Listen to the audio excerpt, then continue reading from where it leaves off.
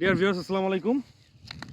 এটা হচ্ছে শালকোনা বর্ডারে রয়েছি, শালকোনা শার্শা উপজেলায়, যশোর শহরের। আর এটা হচ্ছে বাংলাদেশের পিলার। এখানে যে বাংলাদেশ লেখা 30 নাম্বার পিলার। বাংলাদেশ এই পিলারের ওই পাশ এই পাশ টোটালটাই হচ্ছে ইন্ডিয়া।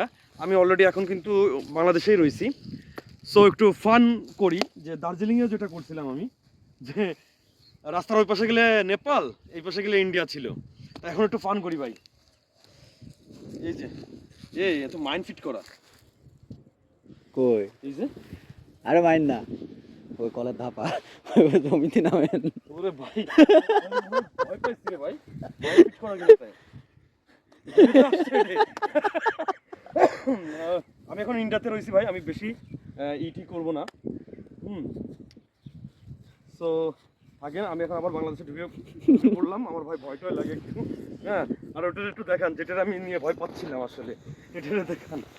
আমি এটারে প্রথমত মাইন্ড মনে করছি ভাই, মাইন্ড মনে করছি। আমার তো একদম কান্দে উঠে গেল ভাই। হ্যাঁ, ওই যে ওদের কিন্তু দেখা যাচ্ছে, ওই দেখেন, ওই যে বড়ই, যেখান থেকে দূরের থেকে দেখে।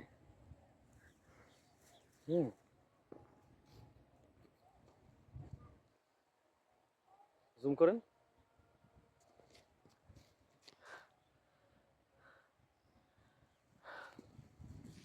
ওকে ভিউয়ার্স, অনেক মজা হলো। আর হয়তো আর আসা হবে না, কালকে এখান থেকে চলে যাব।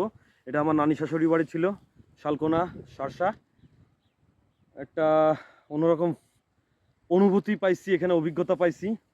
আসলে ইন্ডিয়াতে গিয়েছে অনেকবার, কিন্তু এভাবে বর্ডারের পাশে এসে বর্ডারকে ক্লোজ থেকে দেখা, বাংলাদেশের মানে জমি ওই সাইডে, এই সাইডে ভারতের জমি ওই সাইডে, এভাবে কখনো ক্লোজ দেখা হয়। তার নতুন একটা অভিজ্ঞতার সম্মুখীন হলাম আজকে। সো ভিউয়ার্স, সবাই ভালো থাকেন। আল্লাহ হাফেজ।